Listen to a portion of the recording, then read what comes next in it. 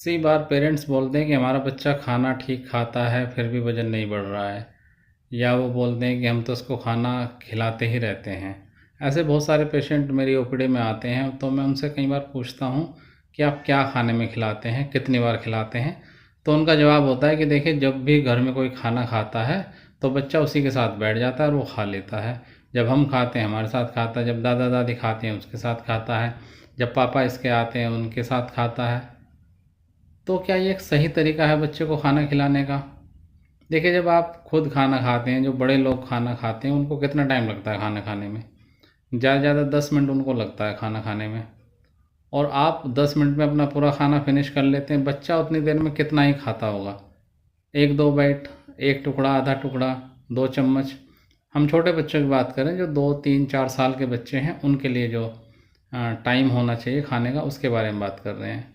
तो जब मैं पूछता हूँ कि क्या आप अलग से इन बच्चों को लेकर के बैठते हैं, खाना खिलाते हैं, तो पेरेंट्स बोलते हैं कि नहीं, अलग से तो हम इनको कोई हम टाइम नहीं देते हैं, जब हम खाते हैं तभी ये खाता है।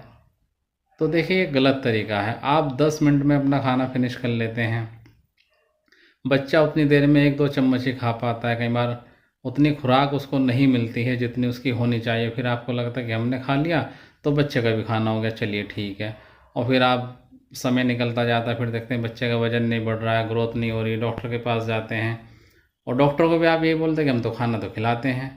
जब डीपली उन चीज़ों को पूछा जाता है तब ये बात निकल कर के आती है कि बच्चे को जितना समय खाने में लगना चाहिए उतना तो मिल ही नहीं रहा है। घर के लोग जो हैं सुबह खाते हैं, दोपहर खाते हैं, शाम को खाते हैं, दिन में 3 बार खाना खाते हैं।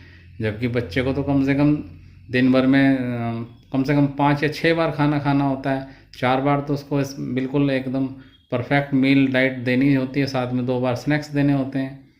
तो बच्चे के लिए आप अलग से टाइम निकालिए, ठीक है। ऐसा नहीं करिए कि हम खाएंगे तो ही बच्चा खाएगा। बच्चे का टाइम फिक्स करिए, टाइम शेड्यूल बनाइए, उसका स्नैक्स का टाइम अलग बनाइए और उसका जो ब्रेकफास्ट है, लंच है, डिनर है, उसका टाइम अलग से आप फिक्स करिए।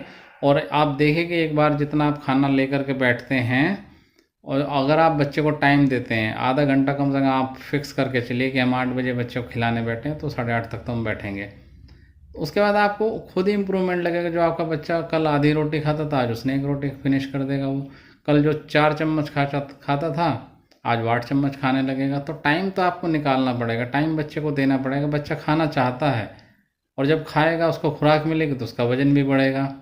तो इन चीज़ों का आप ध्यान रखिए कि आप खुद खाते हैं उस वक्त आप बच्चे को जो 1 2 बाइट देते हैं, 1 2 चम्मच खिलाते हैं, वो एक कम्प्लीमेंट्री उसको आप समझिए। उसको आप उसका मेन मुख्य आहार मत समझिए।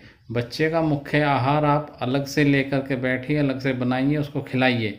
तब बच्चे का वजन भी बढ़ेगा और बच्चे के खाने पीने की समस्याएं भी ठीक होंगी। क्योंकि बच्चा जब खाएगा उसको स्वाद आएगा, उसको खुद उसके एक समझ डेवलप होगी, फिर वो खुद से भी मांग के खाने लगेगा।